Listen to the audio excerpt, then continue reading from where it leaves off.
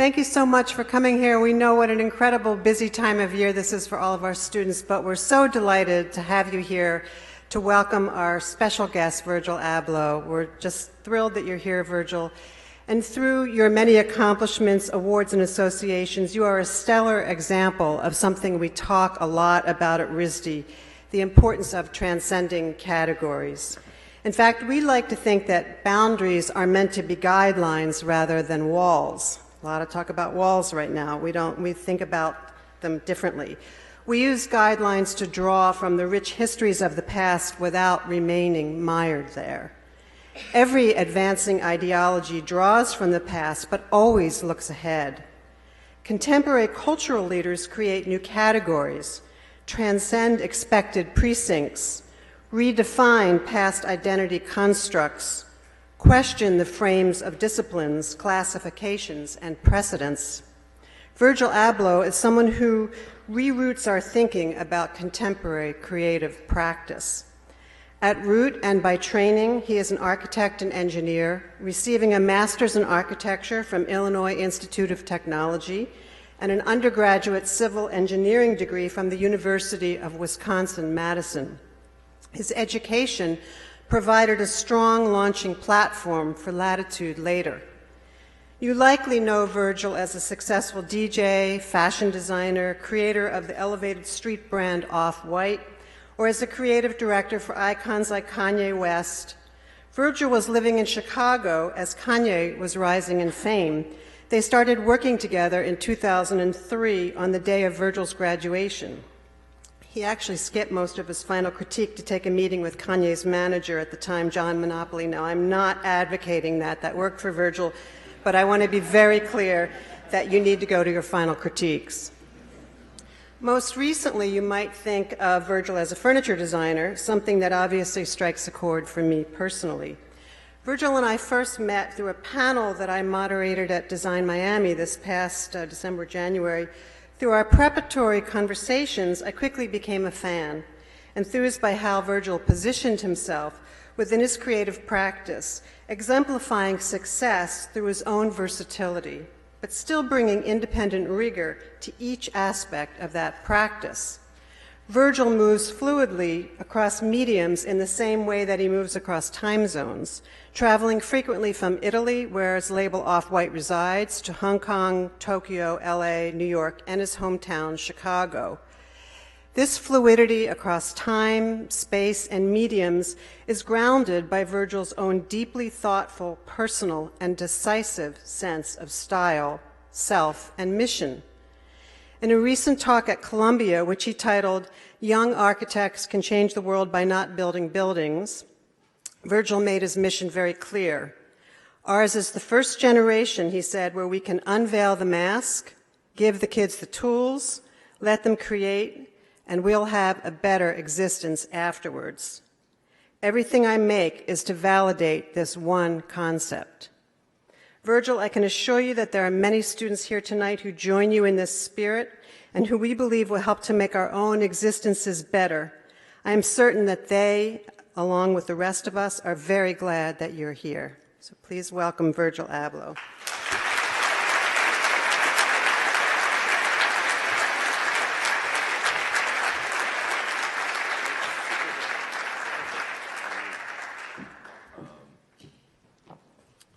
Crazy. What up?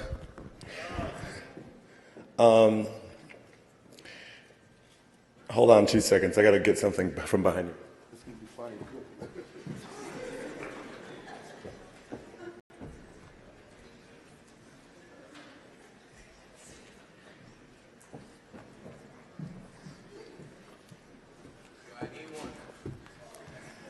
I'm back.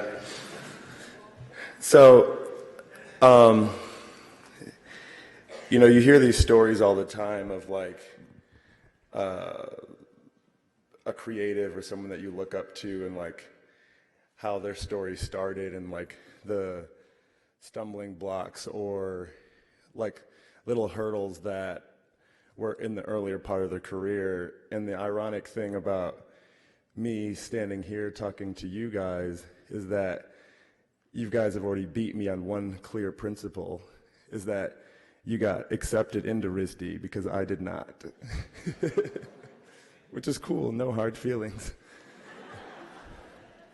But I really did want to come here because from the point that I was as a young sort of kid with ambition, I just knew that I wanted to create. And I knew that I needed a place to learn how to do that. And what I love about higher education and the importance of it to like this younger generation of all of us collectively is this is like a safe haven to sort of foster and learn skill sets that'll be with you for the rest of your life. So with that, of course, like given the opportunity to speak here, I was like gladly honored, and even more so just to be on campus to kind of see what I might have missed out on. And so my brain only works one way, which is to like work an insane amount. So I got up here this afternoon and I was like, what's this talk going to be about? Like, I'm very always like almost self-conscious in a way of like being in front of a group of people talking about creative stuff, because just by nature of it, it can be like, hey, look at all my past projects, like, aren't they cool? Like, that's whack to me.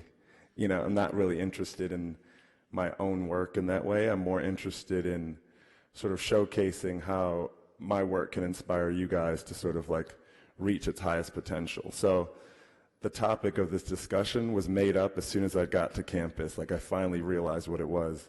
And I Instagrammed it this morning. I said, yeah, I just want to find the bookstore and get a shirt with the logo on it, because I love the logo. You guys have like top 5 logos of anything.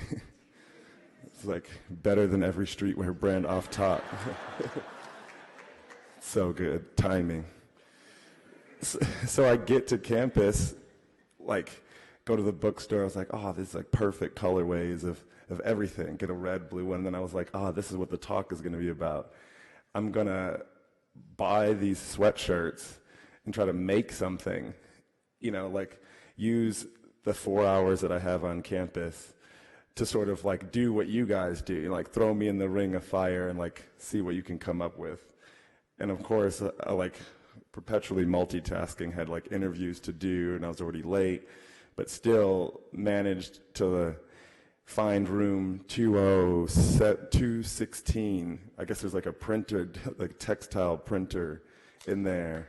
Shout out to that department for letting me slide. And then of course, it was so funny, I get there, you know, like have no artwork, nothing. And I'm like, I need a printer to print on something, still thinking of what I would make. And they're like, oh, you can just use that computer. I was like, perfect. Like assuming it would be like an Apple type thing with a font like Helvetica on it, and it was not. It was like a PC with like Comic Sans or like something, but whatever, we managed, as I'll show you in a second.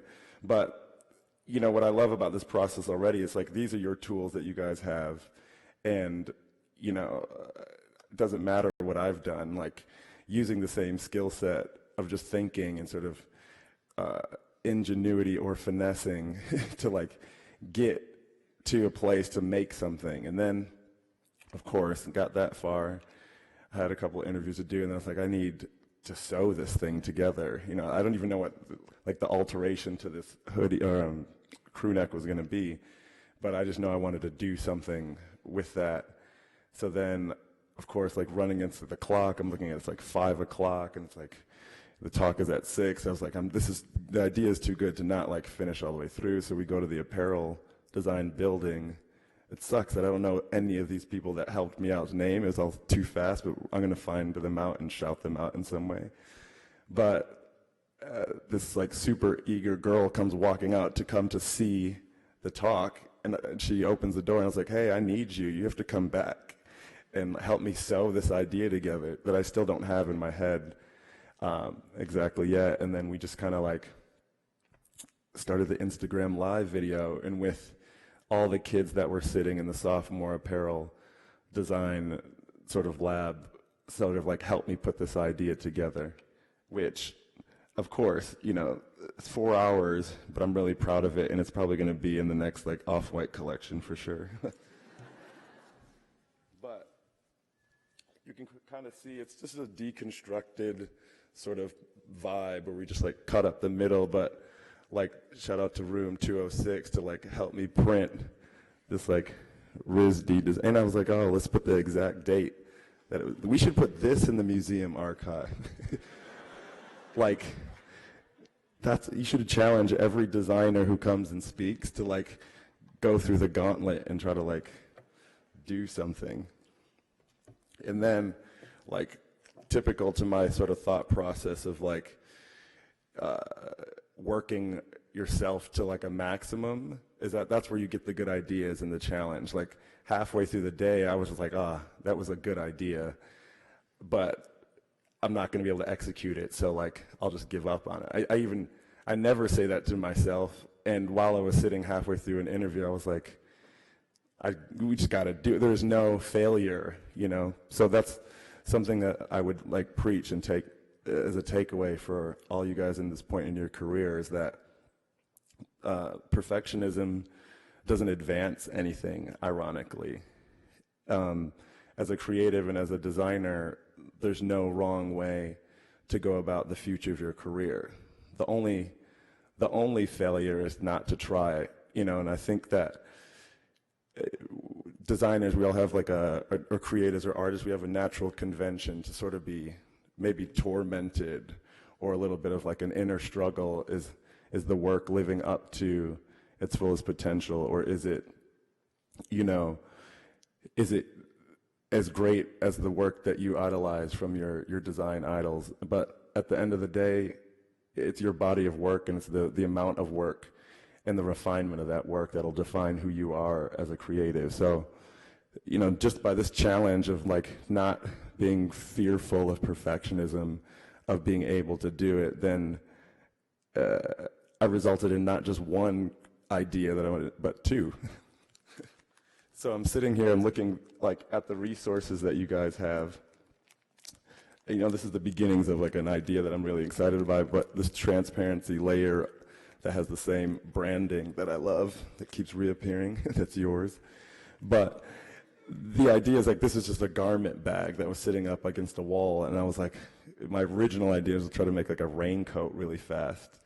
And I was just asking these sophomores, I was like, okay, I got the idea, can you guys make the sleeves? It was like, mind you, there was like 7 minutes left of this whole thing.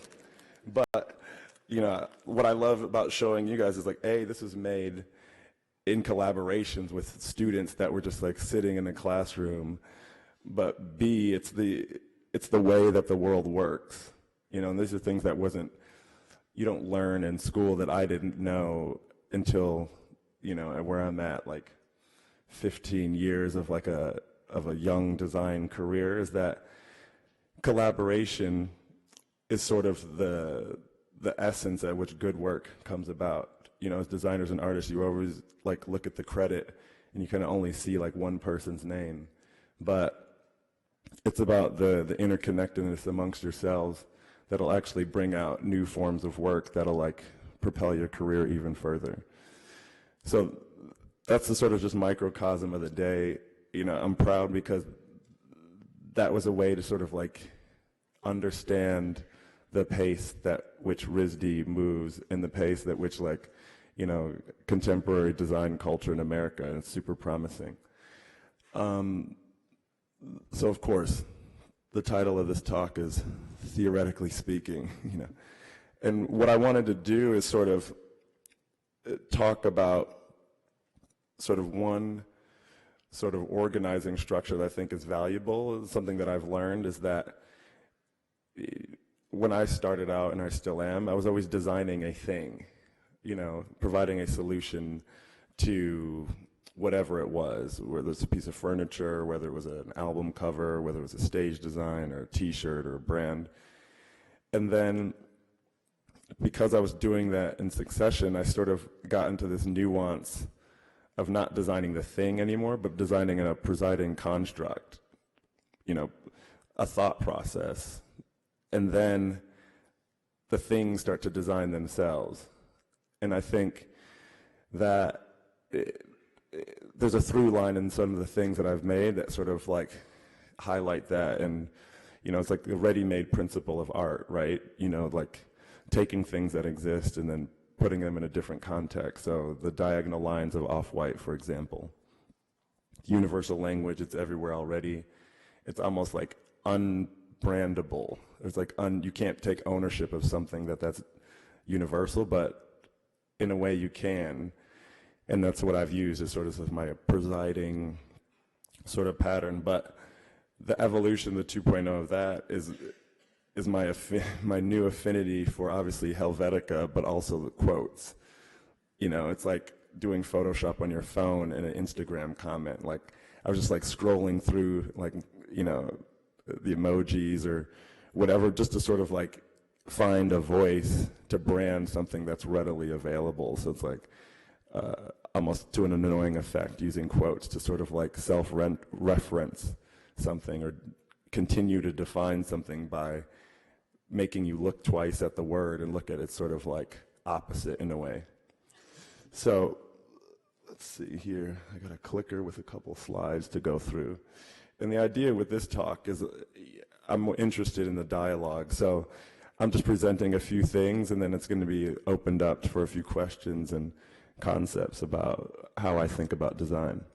But yeah, it's the keyboard nomenclature. Basically, part of OffWhite is a thought process, right? It's like on paper, it could be seen as like a clothing brand or a fashion label. But when I look at it myself, it's just it's a playground so that the world can sort of understand what ideas I have.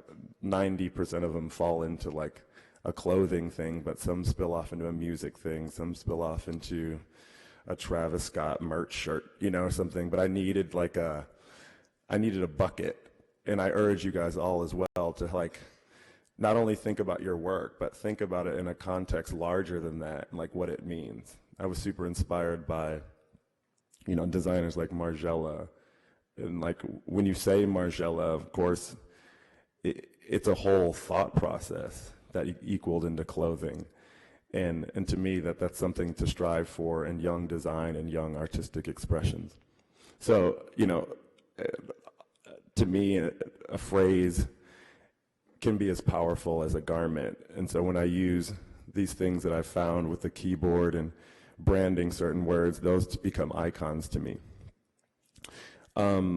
Another sort of like bullet point of the sort of OffWhite design language for me is, it's again on the non-perfectionist sort of angle, but it's leaving the end user a space to input something into a design. So I call that leaving it undone. What's perfect is there's this podium here that's in front of these shoes that I'm wearing that are like a super fun project that I'm not supposed to speak about. But if you see me walking around, you can look at them up close. But essentially, what the design feature that is presiding is that they're basically half-finished shoes that are like existing in the real world and have been produced.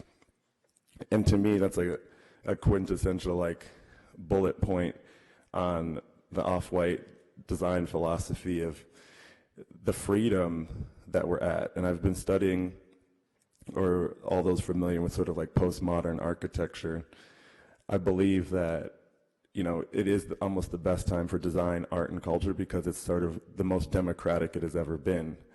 You know, we all have iPhones, which, you know, it's an iconic design and thought process. We have a larger understanding of what fashion and art means to popular culture, to high society, and to Zara, H&M. So us as designers, it's now the time for us to sort of input the most pure form of our ideas into this ecosystem of culture to see new things come about.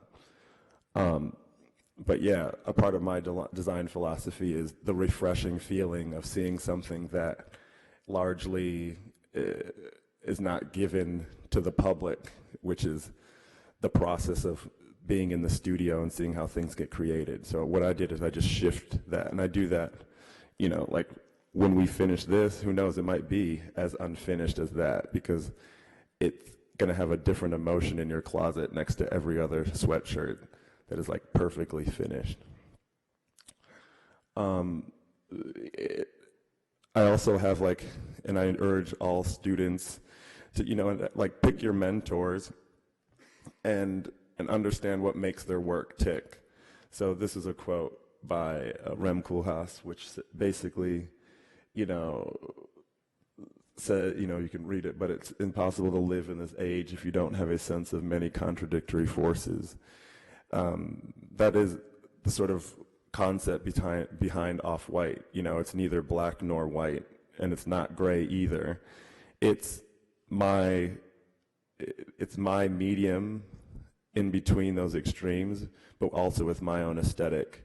So when we get into the question portion, I want some students to sort of speak about what is their presiding sort of guidance over their decisions on the creativity. Like, how do you decide if a piece is done?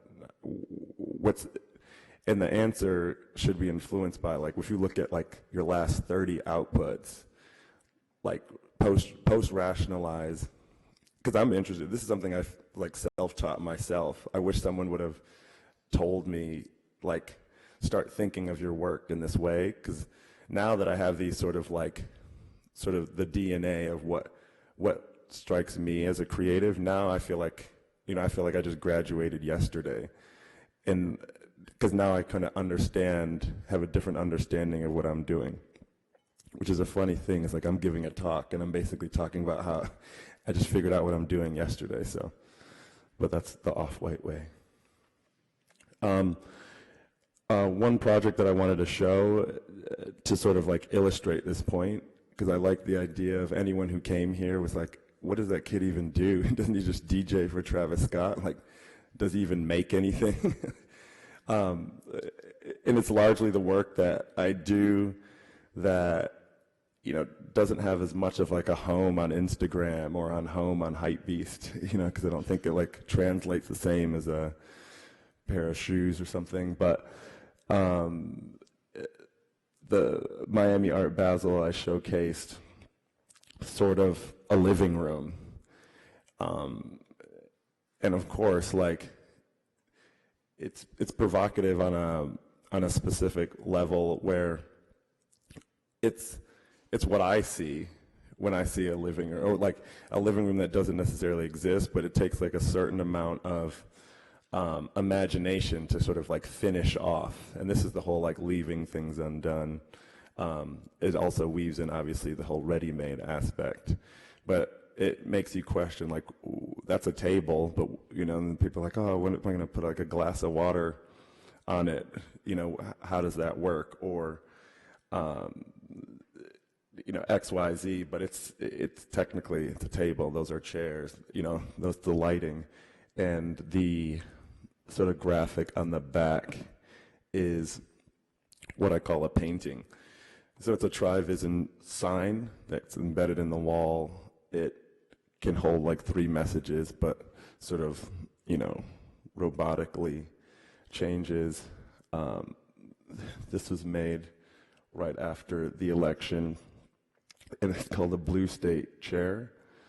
It's just a cube of foam, but, you know, through using my keyboard and using my sort of variance on reality of naming and marking things, this is a proposition, and again, that painting sort of moves. So it goes from the graphic, and it has phrases, as you can see, as well. So it's like these different instances that sort of give a sort of like variance on what's realistic.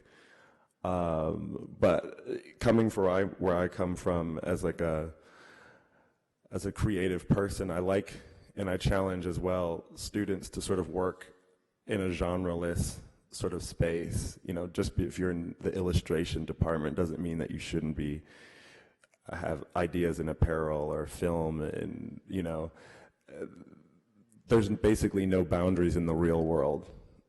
You can catch a check from like 17 different creative industries, so you guys are about to be rich. If you work hard, you know, I think the amount of freedom that you guys will interface in this new world, I feel that creativity is like highly valued in all different industries. So, you know, keeping your eyes open to those things.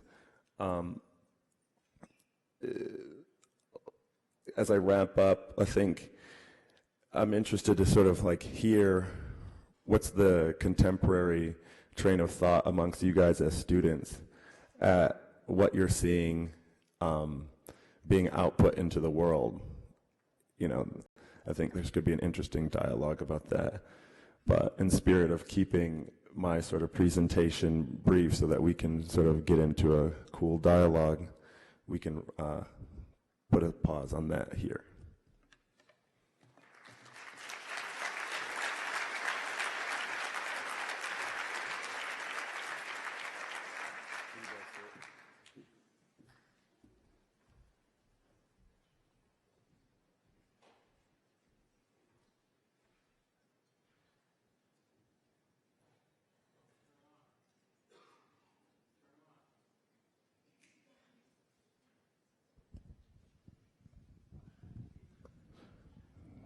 Hello? Yeah.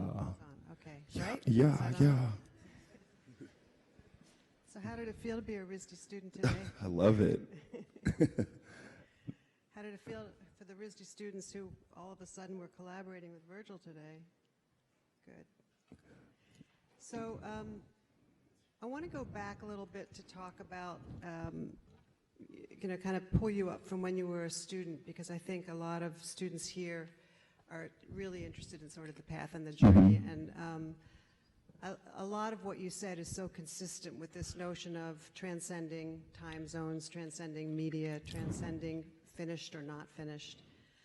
There's a great story. I did actually a seminar with some students about how do you know when a work of art is done. And there's a great story about the painter Bonnard, who used to go in, before there was security the way there is in museums now, who used to go, he would send his assistant with brushes and paints under a jacket and go back into the Louvre and, you know, touch up paintings because he didn't think they were quite right. Wow.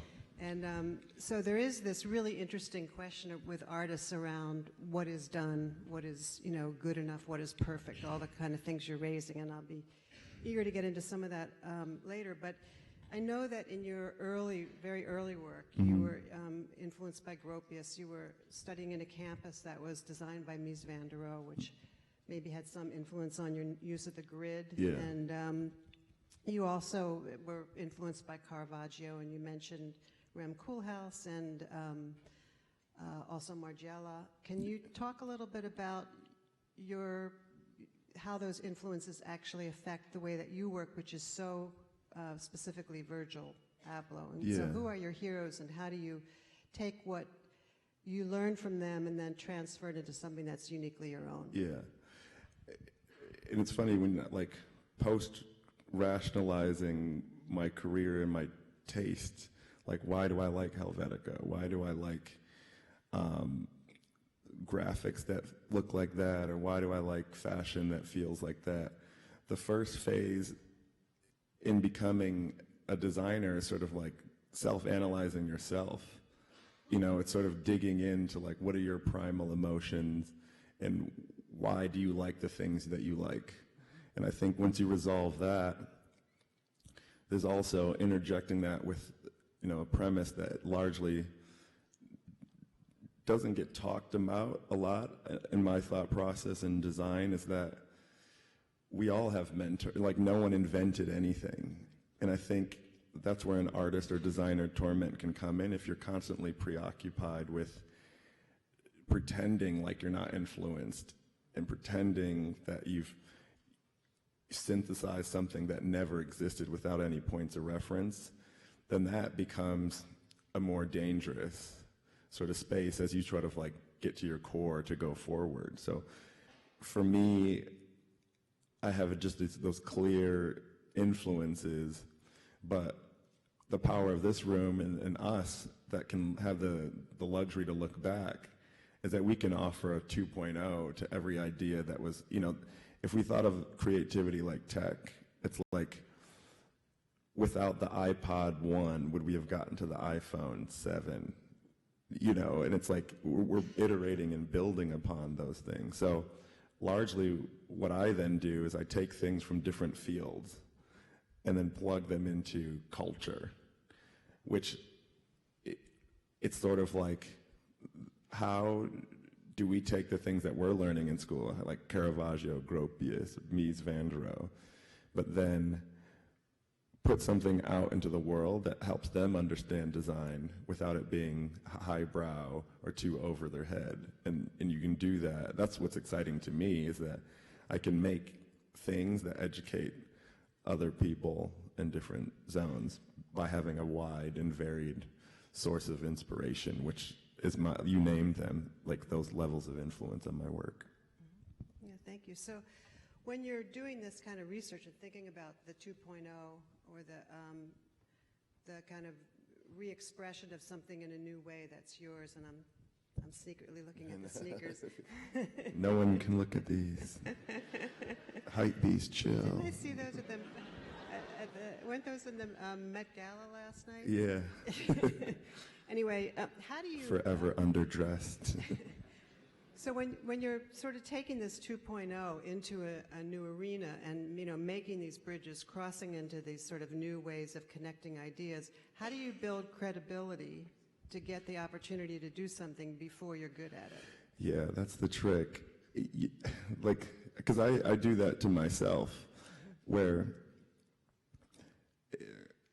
it's like, I'm from Chicago. I didn't go to, like, a fashion school or particularly like a design school to sort of feel where the shallow end is on, like, is this credible or not?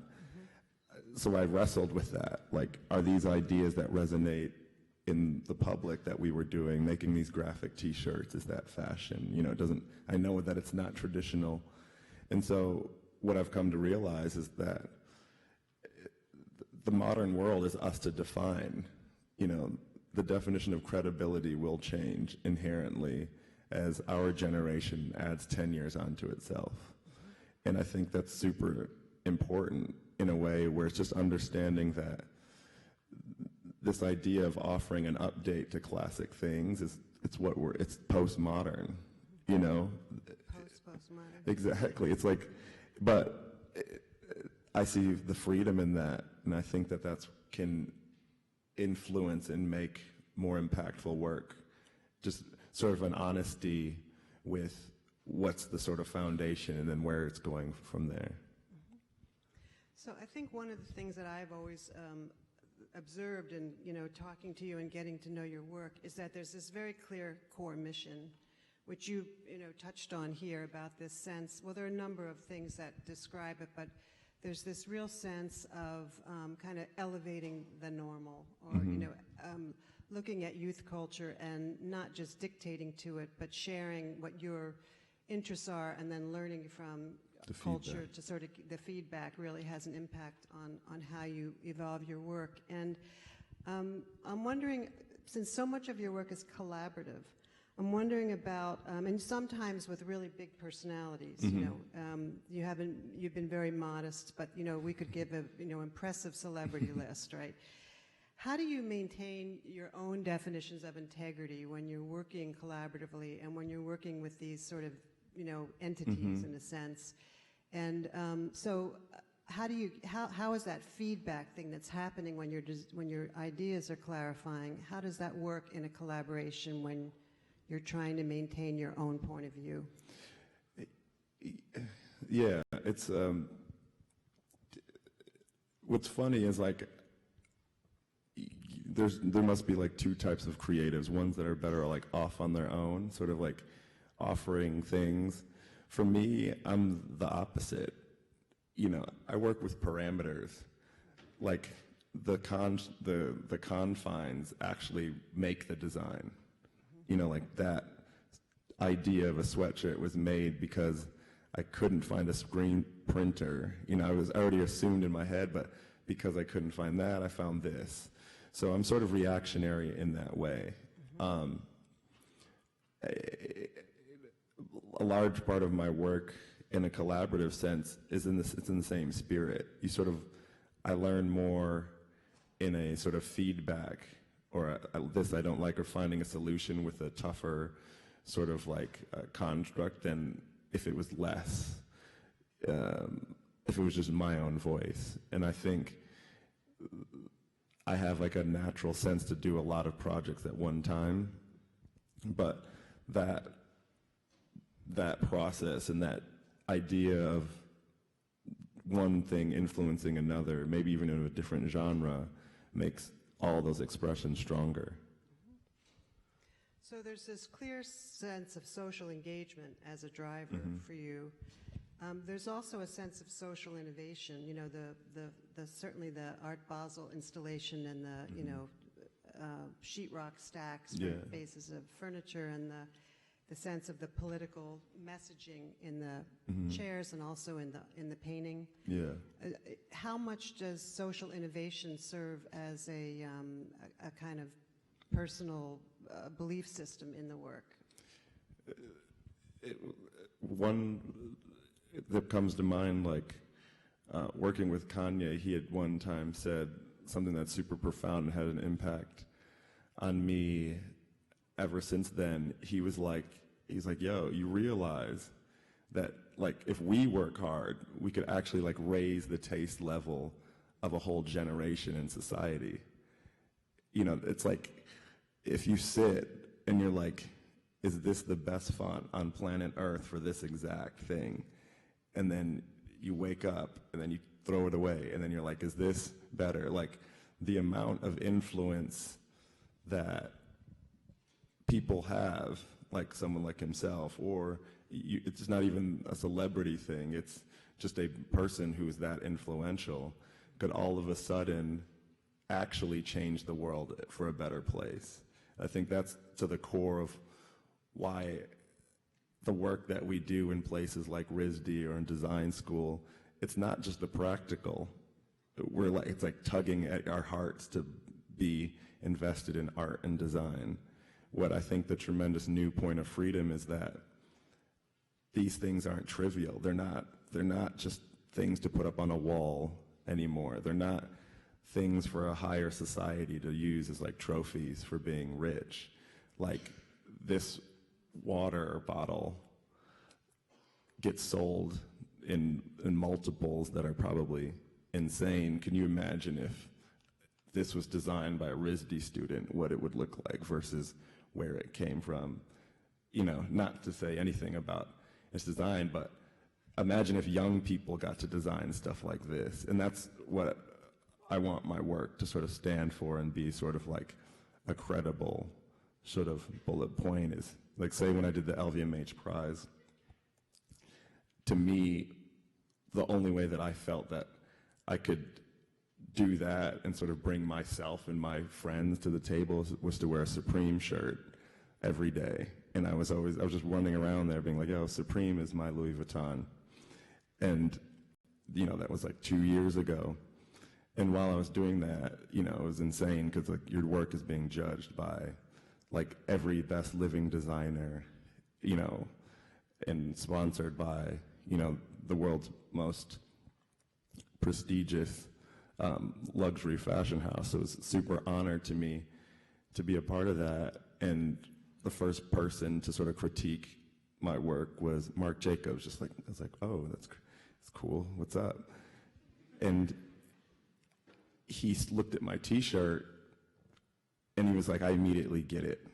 He was like, that dot just got connected. He's like, so when a young kid in New York shows up to my office wearing a Supreme hat, he's like, I understand that you're coming from a different point of fashion design and culture, but me being there in that system and showing the work means that now that link is connected.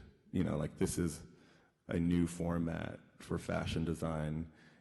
I've brought it to this juncture, and then now the establishment can like look down and understand its value and say, give a kid a shot that comes from a different niche culture that can influence design. So that, in a nutshell, is what I think is inspiring about this, where we're going to go in the next 2, 3, 10 years. So it's interesting that you kind of talk about it looking down as if there's this kind of platform of design, and you're bringing humility to it, which is something that I find so moving in a way, is that you're actually taking the kind of high commercial aspects of design and you're bringing in this piece of it that's really about describing a better future in a very humble way, and that you're actually getting, you know, the icons to respond to that. And that's like what before I was just designing things, I was like, here's another shirt. And then that's why I was just focused on that. And then the power of design is much bigger than that. Mm-hmm. And then I'm looking at me and my generation, how do we get to play in the place where we all get to do the things that are at the highest influence? Mm-hmm. And it's through doing good work, but also doing profound work. Mm-hmm. And so being a sort of translator between both those spheres, I think is important work to be done. You know, like it's easier to be a designer that doesn't do things exactly like this. That's kind of like the more artsy thing to do, is to say no to everything. You know, but thankfully you didn't say no. But like it's such a disservice to the whole room to not have these like things to think about as they're developing their own work, you know. And to me, it informs my work. My experience on campus today is going to inform my next, you know, fashion collection, just by nature of saying yes to that. And I think it's just important that synergistically these moments happen between, you know, industry and someone who's making things in different spaces to students who are still developing their identity. So, you know, we are a very global school. You are a very global designer, but, you know, on the national front, there's a lot of divisiveness going on in our country right now. So, you know, there's a big debate about, are we entering the dark ages, or are we entering another age of enlightenment?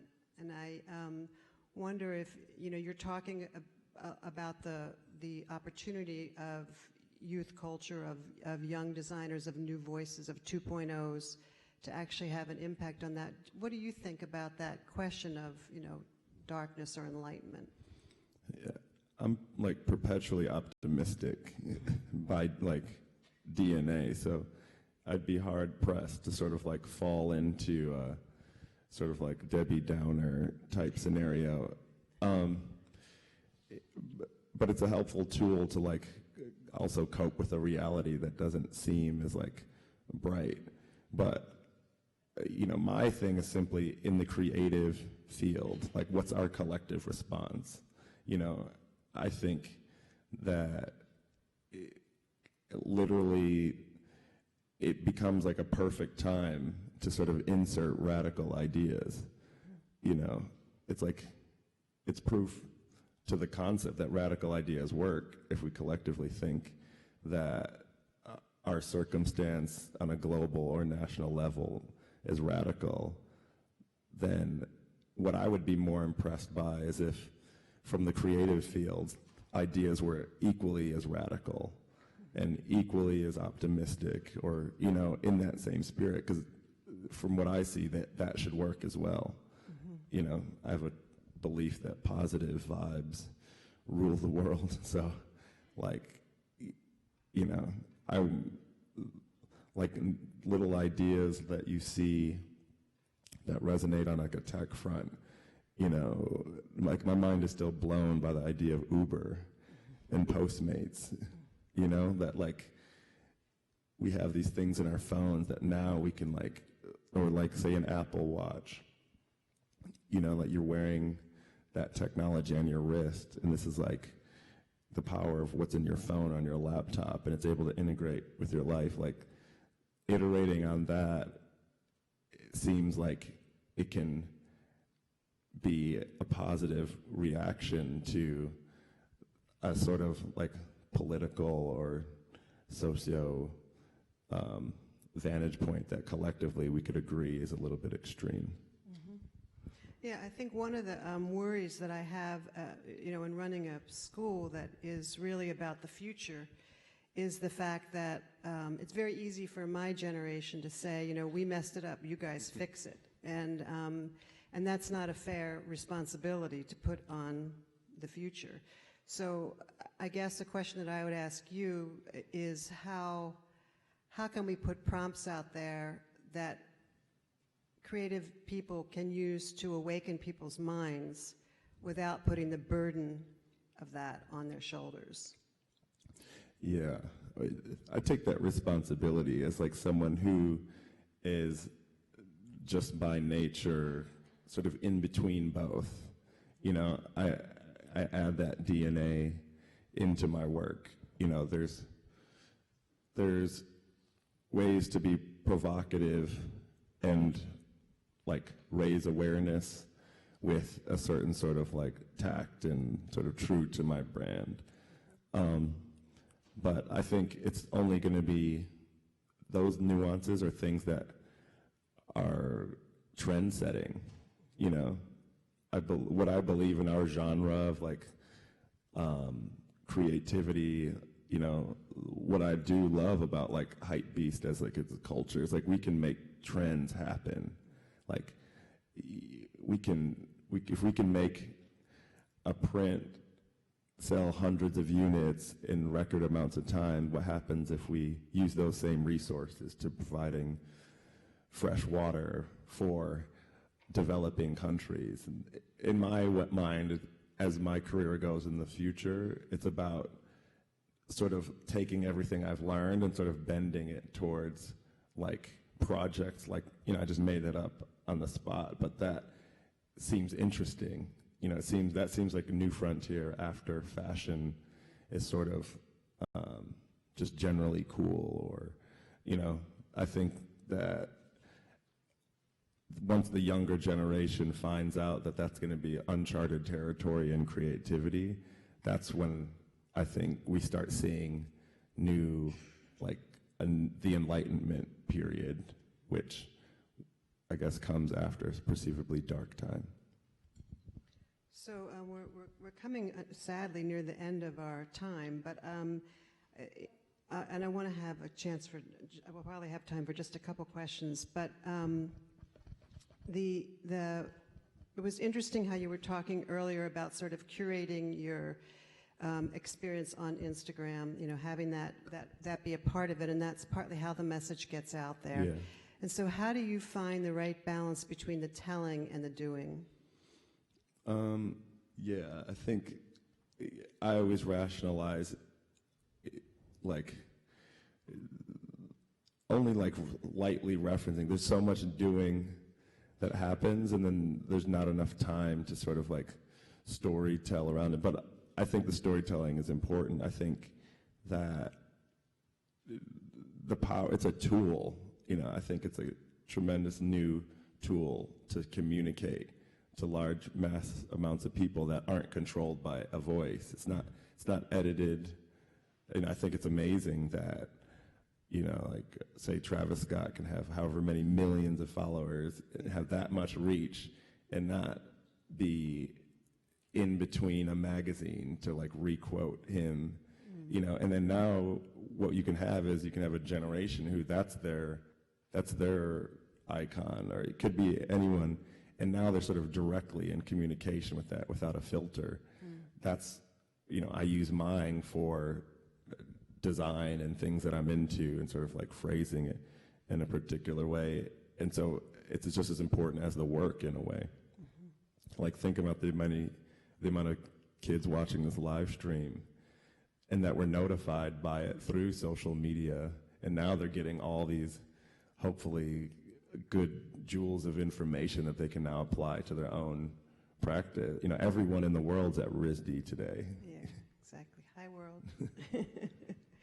So there's a bunch of stuff that you have coming up. You've got a new furniture collection. You've got a book coming out. Do you want to just give us one other hint of something new that's coming out so we can hear it here first? Breaking news. I get in trouble when I do that, so I'm learning my lesson. Okay. I already talked too much about the shoes. We won't put you on the screwed. spot, but earlier, because we really do, unfortunately, need to close, and I want to honor your request that you had earlier about something that you want to get from this audience. So if you could just sort of restate what it is you're looking for one or two students to tell you about. So this is the research portion now of the lecture. You wanted to hear from one or two individuals about what is sort of prompting their drive, their thinking, their motivation right now. Is that exactly? So we need two quick volunteers to tell us about what's. Here's one. Or you choose. You choose. Yeah. Over here.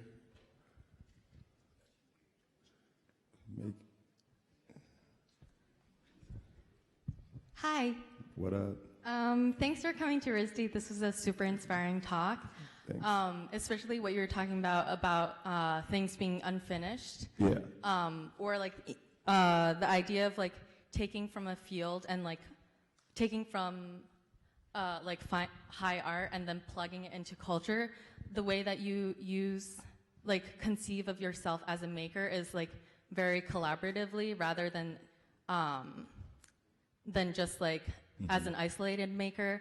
And I feel like what you were talking about, like being reactionary, is like a more realistic view of how we can actually create impacts with our design and artwork, because I feel like a lot of us, or the predominant like mindset of making right now is that we do have control of the resources, the materials that we have. We do have control over how it disseminates and how the audience perceives it. But what we don't actually realize is that there is most of the factors that we are doing is like out of our control in terms of like how it gets disseminated. Just for example, like in fashion, the use of it's created a lot of desirability for like high brands, but then one wouldn't anticipate the like proliferation of like counterfeit culture, and then or even like counterfeit culture pushed to the extreme. So what's driving you? That's the question. Okay, sorry, I'm like a bit rambling all over. I definitely resonate with what you're talking about, like design as a means of like facilitating different imaginations of social interaction. Or just different ways of society organizing, like what you were talking about, like thinking about Uber as a like design prompt in the way that it organizes people and in the way that it distributes resources. And I feel like that's something that we're all really interested. But it was like what I meant with the like maker stuff, like people being like not conceiving yourself as like an individual maker is also related to that, is because like by seeing that yourself existing in a network culture and having this responsibility to like have this like feedback loop, you're like like taking on the, not to say the burden, but the responsibility of the designer to create a better world. Yeah, I think, because what I'm interested, like when you guys are in your studios making stuff, are you sort of like, I'm just wondering, as like, do you think about it as like I'm trying to be an individual, or do you see yourselves as like, hey, our whole design studio is like iterating off each other and we're moving as a group towards an end goal? Like, do you look at your own work? I mean, I definitely feel like I conceive myself making as like existing in a network, but I also feel like that's not a view that's like that's just starting to become. Yeah, but what I think sort of as we're going through this here, I'm realizing one of the most powerful new tools in creativity and design is to sort of like not take the sort of the DNA of what previous generations were and carry that through. I'm just kind of like, hey, I've seen something over the hill. Right. Is that every older sort of gatekeeper that you'll come across in every industry that you want to do, whether it be work at a fashion house or try to get hired here, that previous generation was cemented by certain facts. Right. One of those things were like, don't give the kids the information, don't let them into that luxury store. Hey, this is high art, you know, this is for you guys, do that, this is that. And one of the bullet points of this modern culture is like information is free. So how should that affect your practice? How should that affect your personal work? Yeah, and I think one of the challenges, we need to move on. Thank you. Wait, could I just say one last thing? No, well, I think we got to move on. Can give someone else a chance. But what I was going to say is that I think it's curiosity more than whether it's individual or collective. I think there's just sort of something that is curious, and with every decade, what becomes curious changes. And if you think about, you said information is so available, it's accessible, but it also makes it harder to be genuinely curious because it's all out there. Yeah, and that's where we get with like, oh, you're a cooler artist or designer if you like a recluse and give no information. Like, I don't know. I'm just sort of kicking the tires at all that. In every instance where I've seen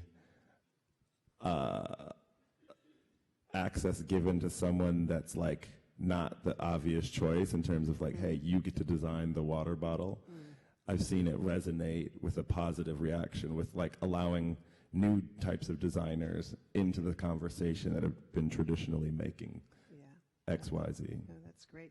So over here, is there one more person that you choose, Virgil, that wants to tell what's motivating your work right now, and then we got to end. The girl in the back. It's always whoever like has like the highest or the most eager. That's. But I'll be around, kick it, talk it to everyone. Wow, thank you for picking me.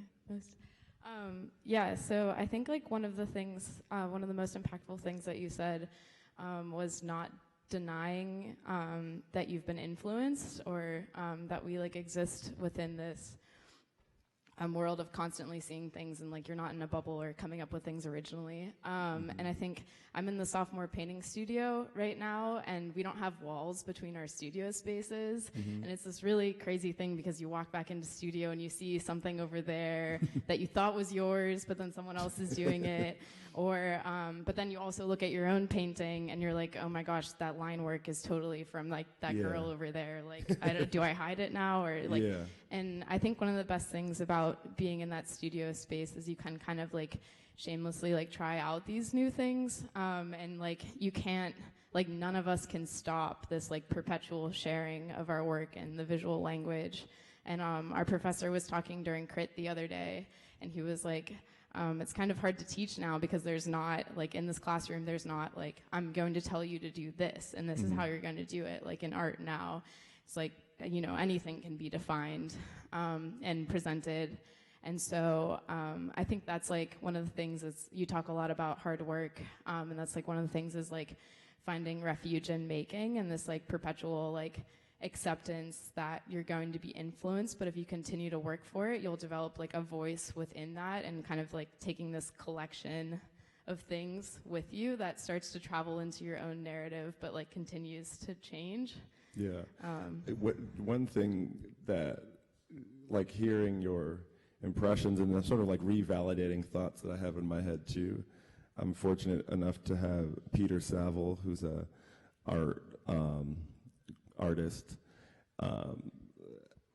I asked him because because I've been doing this for a little while of like making a t-shirt graphic style, putting it out there, and then it like resonates, and then hey, it's basically having a group chat with a bunch of my guy friends, and we have like these inside jokes, and those things turn into a brand, or they turn into it's artwork in quotes. It's like it's not artwork. Like from a crafted skill person, but it put out into the public, it resonates and it influences.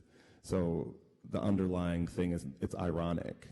And I asked Peter Saville, who's 30 years older than me, as like a design mentor, is like, hey, help me through this because I'm starting to feel cheap. The irony is our generation's humor. Like it's young people, the way they communicate. Like it's got to be almost one of the hardest things for an older generation to actually understand the dialogue between all these young kids. It's like irony, like I wear this to be ironic, or I make this meme because it's ironic humor, and that's like when you get into like postmodern.